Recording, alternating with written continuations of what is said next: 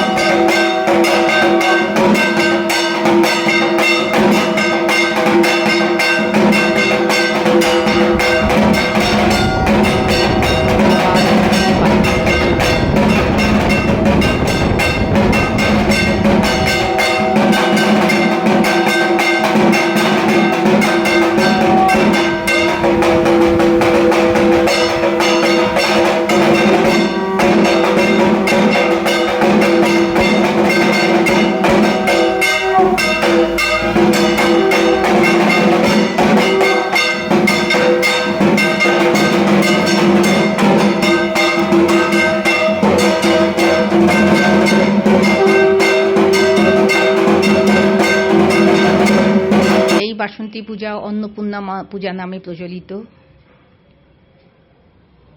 এই হচ্ছে আদি দুর্গা পূজা, যা বসন্তকালে অনুষ্ঠিত হতো। রামচন্দ্র যখন পুজো করলেন শরৎকালে, তখন হয়ে গেল শারদীয়া পূজা। এই বসন্ত কালে এই যে দুর্গা পূজা বা বাসন্তী পূজা বা মা অন্নপূর্ণার পূজা মহা ধুমধামে আমাদের এখানে পালিত হয়। এই আমাদের সেই মন্দির, যশোরে কালী মন্দির। কালীমার ছবি তোমাদের আবার দেখাবো।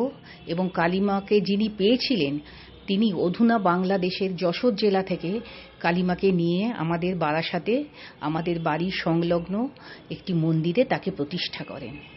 প্রতি বছর মহা ধুমধারে অতি সুন্দর সাজসজ্জা আলোর সজ্জা দিয়ে বাজনা দিয়ে এই পুজো অনুষ্ঠিত হয়। দেশে বিদেশে যারা আছো তাদের ছোটবেলার স্মৃতিতে হয়তো এই বাসন্তী পূজা আছে, অন্নপূর্ণা, অন্নকূট সব তোমরা দেখেছো। আমি তাদের উদ্দেশ্যেই ছোট করে একটুখানি ভিডিওটা বানালাম। এই যশোরে কালীবাড়িতে আমরা প্রায়ই আসি। মায়ের ছোট্ট সুন্দর শান্ত কৃষ্ণ মূর্তি, অপূর্ব। এই যে প্রথম সাধিকা যিনি মাকে পেয়েছিলেন, যশোর থেকে নিয়ে এসেছিলেন, এবং নিচে সাদা কাপড় পরা তার কন্যা তার সেবায়েত হলেন, এবং বর্তমানে তার কন্যা সেবায়েত হয়েছেন, এবং তিনি বৃদ্ধ হয়ে গেছেন বলে বর্তমানে যিনি সেবায়েত তার 4 কন্যা মিলে এই পুজোটাকে সম্পন্ন করে। তা আমরা প্রতি বছর আসি, খুব ভালো লাগে। এমনিতেও পথের উপরে যখন তখন আমরা চলে আসি। সঙ্গে মা কালী থাকে, শিব ঠাকুরও থাকবে। তা যাই হোক, তোমাদের কেমন লাগলো আমাদের এই অঞ্চলের এই বাসন্তী পূজা যশোরে কালীবাড়িতে, বলবে তো?